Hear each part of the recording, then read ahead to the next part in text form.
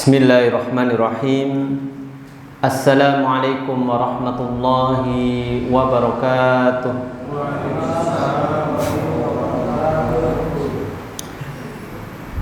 Innal hamdalillahi nahmaduhu wa nasta'inuhu wa nastaghfiruh wa na'udzu billahi min shururi anfusina wa sayyiati a'malina. Man yahdihillahu fala mudhillalah wa may yudlil fala hadiyalah. Wa asyhadu an la ilaha illallah wahdahu la syarikalah wa asyhadu anna Muhammadan abduhu wa rasuluhu. Allahumma salli wa sallim wa barik ala nabiyyina al-Mustafa Muhammadin wa ala alihi wa sahbihi ajma'in. Bapak dan Ibu, saudara dan saudari, adik-adik kaum muslimin, jemaah yang semoga dirahmati Allah Subhanahu wa ta'ala. Marilah kita untuk senantiasa meningkatkan takwa kita kepada Allah Jalla wa Ala dengan sebenar-benarnya takwa, menjalankan perintah-perintahnya dan menjauhi segala larangannya. Dan marilah kita untuk senantiasa memuji Allah, bersyukur kepada Allah Subhanahu wa ta'ala atas nikmat iman, nikmat Islam, nikmat kesehatan, nikmat kesempatan, dan segala nikmat yang diberikan oleh Allah Subhanahu wa ta'ala. Semoga salawat dan salam akan senantiasa tercurahkan kepada nabinya, Nabi yang mulia, Nabi Muhammad sallallahu alaihi wasallam, beserta keluarga beliau, para sahabat, dan segenap umatnya yang mengikuti ajarannya hingga akhir zaman. Bapak dan Ibu jamaah kaum muslimin yang semoga dirahmati Allah Jalla wa Ala, kita akan melanjutkan pembacaan tafsir surat Al-Fajr. Pada kesempatan yang telah lalu kita telah menyelesaikan dari ayat 1 hingga ayat ke-14, yaitu berisi sumpah-sumpah Allah Subhanahu wa ta'ala dengan waktu-waktu yang disebutkan di awal-awal surat Al-Fajr ini. Ini menunjukkan agama Islam ini adalah agama yang begitu memperhatikan akan waktu, sampai sumpah dari Allah pun banyak menyebut waktu-waktu yang ada, baik itu waktu secara umum ataupun waktu secara khusus. Kemudian Allah Subhanahu wa ta'ala menyebutkan beberapa keadaan atau mengingatkan bagaimana akhir dari keadaan kaum yang terdahulu, yang mereka itu membangkang Allah Subhanahu wa ta'ala. Kemudian pada kesempatan yang berbahagia, pada kesempatan malam hari ini kita akan melanjutkan bagian kedua surat Al-Fajr, yaitu ayat ke-15 hingga ayat ke-20. Kita baca surat Al-Fajr ayat 15 hingga ayat 20. Diawali dengan ta'awud tanpa basmalah. A'udzu billahi minasy syaithanir rajim. Fa'ammal insanu idza mabtalahu rabbuhu fa'akramahu wa na'amahu fayaqulu rabbi akraman wa amma idza mabtalahu faqadara 'alaihi rizqahu fayaqulu rabbi ahanan kalla bal la tukrimunal yatim wa la tahadduna ala ta'amil miskin wa ta'kuluna at-turatha aklan lamma wa tuhibbunal mala hubban jamma. Ya, sampai sini dulu. Insyaallah pada ayat berikutnya kita sampaikan pada pertemuan berikutnya, itu bagian yang ketiga. Allah Subhanahu wa ta'ala berfirman, fa'ammal insanu idza mabtalahu rabbuhu fa'akramahu wa na'amah fayaqulu rabbi akraman.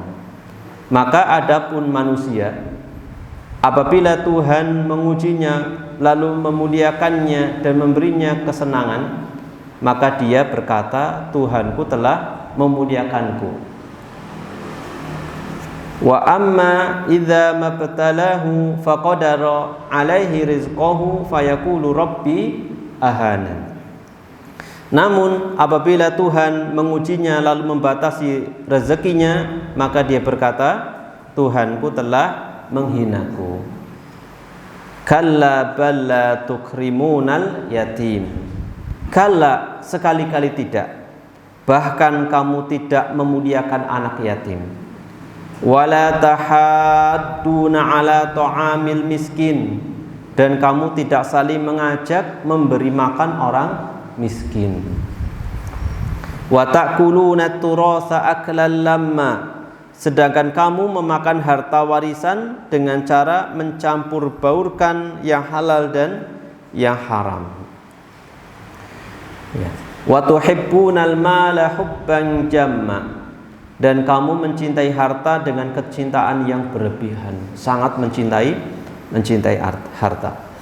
Bapak dan Ibu jamaah kaum muslimin yang semoga dirahmati Allah Subhanahu wa taala, berkata sahib tafsir Aisarut Tafasir, itu berkata penulis kitab Aisarut Tafasir, semoga Allah Subhanahu wa taala merahmati dan mengampuni beliau, demikian juga keluarga kedua orang tua beliau dan kaum muslimin.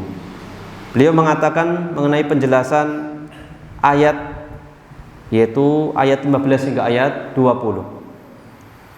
Allah Subhanahu wa taala berfirman, fa ammal insanu idza mabtalahu rabbuhu fa akramahu wa na'amahu fayaqulu rabbi akraman.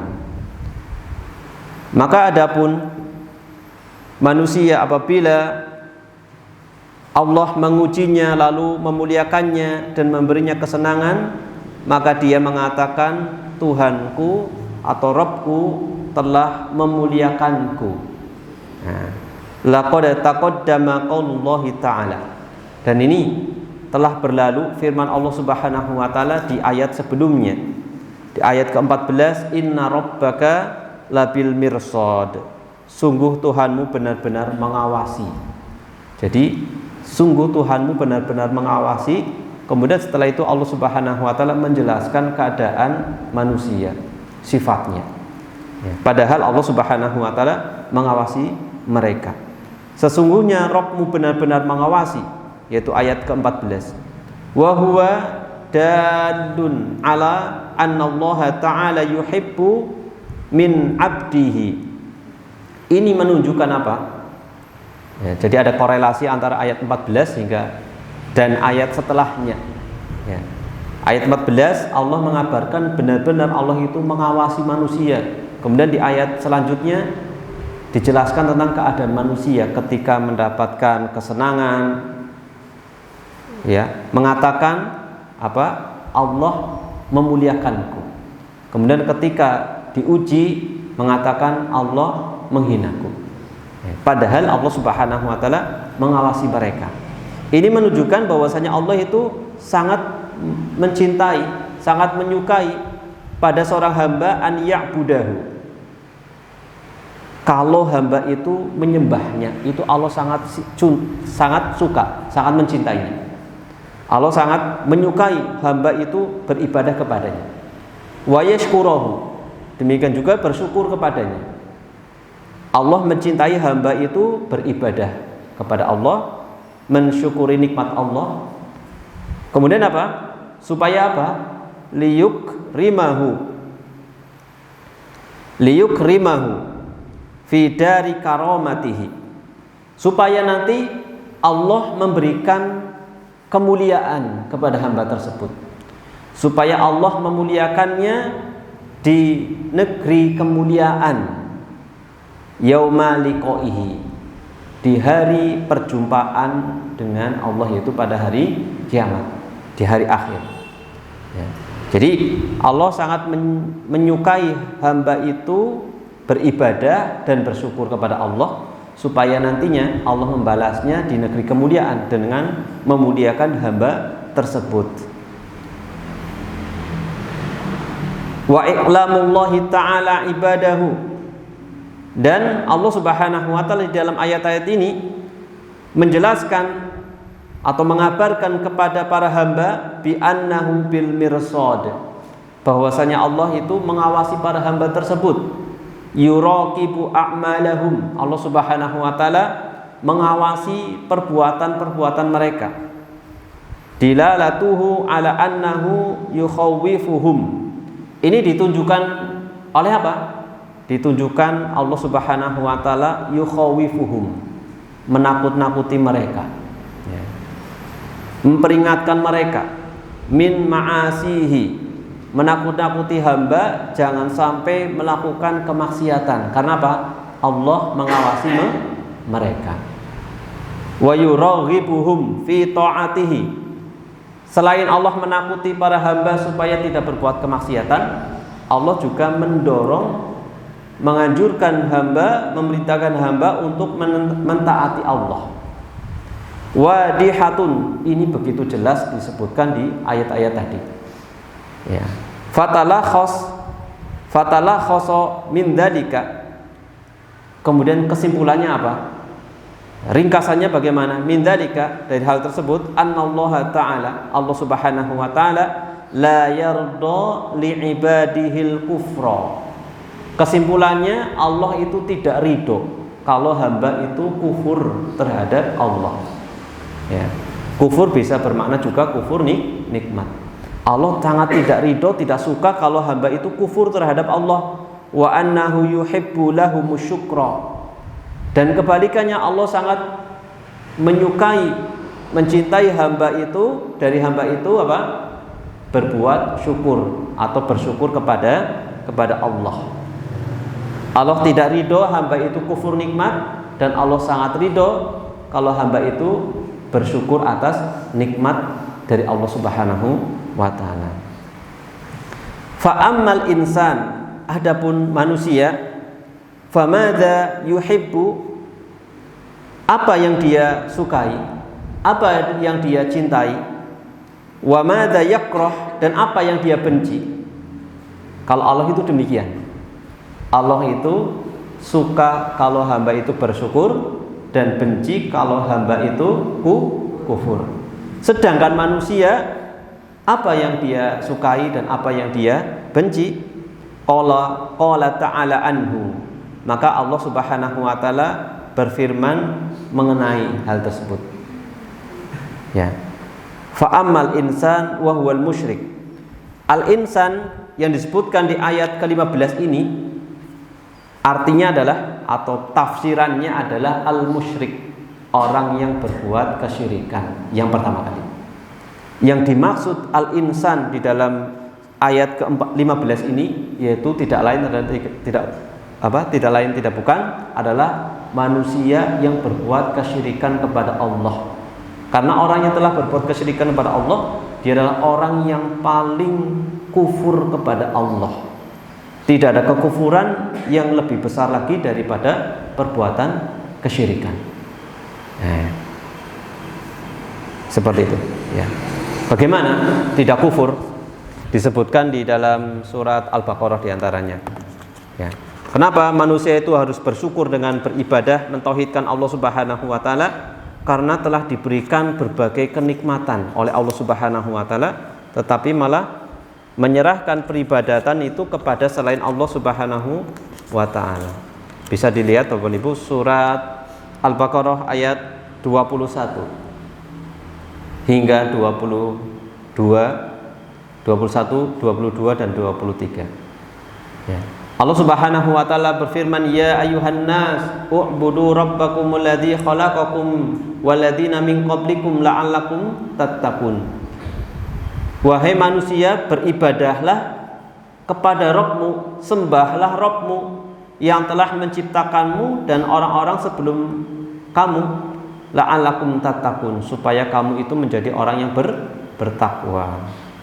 Kemudian disebutkan di ayat yang berikutnya selanjutnya, yaitu ayat 22, kenapa manusia itu harus beribadah kepada Allah sebagai bentuk syukur? Karena apa? Alladzi ja'ala lakumul arda firasya.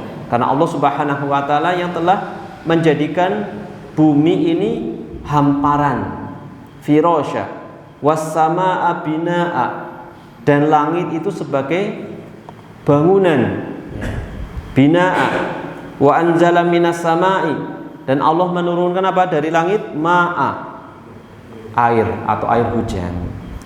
Kemudian dengan sebab air hujan itu fa'akhraja bihi, Allah mengeluarkan dengan sebab air hujan tersebut minas samarati rizqan lakum, berupa tumbuh-tumbuhan, tanaman-tanaman sebagai rizki bagi kalian. Ini nikmat atau bukan? Nikmat. Maka di awal-awal disuruh tuh beribadah dalam rangka mensyukuri nikmat tersebut. Ya. Rizqan lakum fala taj'alu, maka janganlah sekali-kali kalian menjadikan bagi Allah andada, tandingan-tandingan. Wa antum ta'lamun, sedangkan kalian itu sebenarnya tahu itu adalah tandingan bagi Allah. Buktinya sesembahan-sembahan selain Allah itu tidak bisa melakukan sebagaimana yang dilakukan Allah, menurunkan hujan, kemudian menjadikan bumi sebagai hamparan, kemudian menjadikan langit sebagai bangunan, tidak bisa. Demikian juga perbuatan-perbuatan yang lain yang itu adalah haknya Allah Subhanahu wa taala, menciptakan, memberikan rezeki, menghidupkan, mematikan. Ya. Ada sebuah kisah yang menarik ya, orang ateis itu karena mengingkari adanya pencipta yaitu Allah Subhanahu wa taala, mereka mengatakan kami juga bisa menciptakan. Bagaimana caranya? Kami bisa menciptakan. Hanya mereka ambil sekerat daging, kemudian ditaruh di toples, kemudian ditunggu berapa hari. Setelah itu muncul belatung ya. Setelah muncul belatung, mengatakan, nih kami bisa menciptakan belatung-belatung. Ini makhluk-makhluk. Subhanallah. Nah gitu. Terusan bagaimana cara membantahnya Bapak Ibu? Bagaimana kalau ketemu orang seperti itu? Bukan malah, ya pinter juga panjenengan ya. Bagaimana? Ya gampang ya sebenarnya. Kalau kalian bisa menciptakan, ya coba ada berapa jumlah belatung dalam toples? Waduh, nggak tahu. Ya seperti itu. Padahal Allah Subhanahu wa taala berfirman, "Ala ya'lamu man khalaq."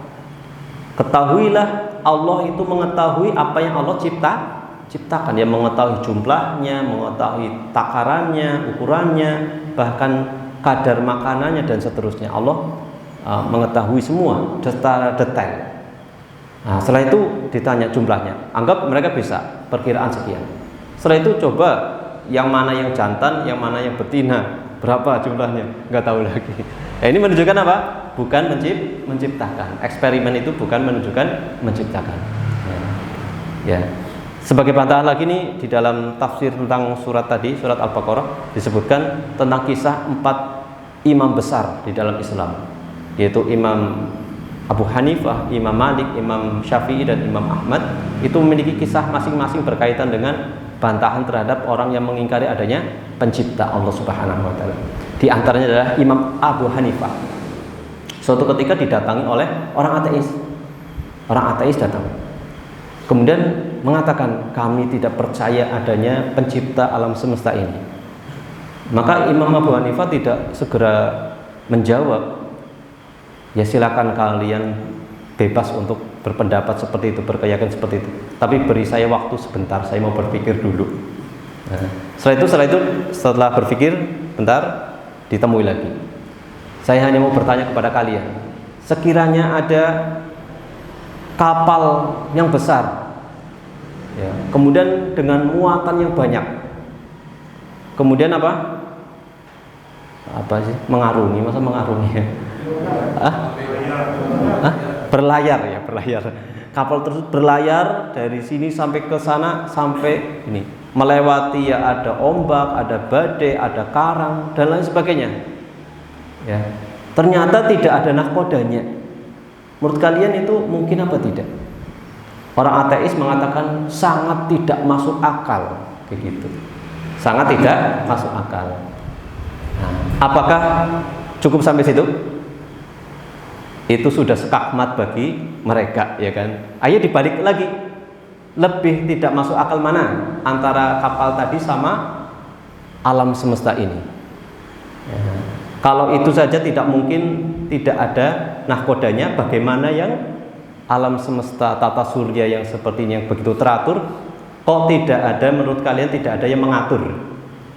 Iya juga ya, seperti itu. Ya kan, tentunya lebih tidak masuk akal lagi, yang lebih besar lagi. Seperti itu. Akhirnya mereka sadar dan bertobat kembali kepada kebenaran. Bapak dan Ibu jamaah yang semoga dirahmati Allah Subhanahu wa taala. Ini al-insan di dalam surat Al-Fajr, yaitu manusia yang disebutkan di sini adalah yang pertama kali yang dimaksud, yang lebih pantas adalah orang musyrikin yang menyekutukan Allah Subhanahu wa taala. Wa aktsarun nasi musyrikun. Dan kebanyakan manusia itu berbuat kesyirikan. Ada ayatnya ya. Ya, ada sebuah ayat yang menjelaskan juga seperti itu. Dan kebanyakan manusia itu berbuat kesyirikan.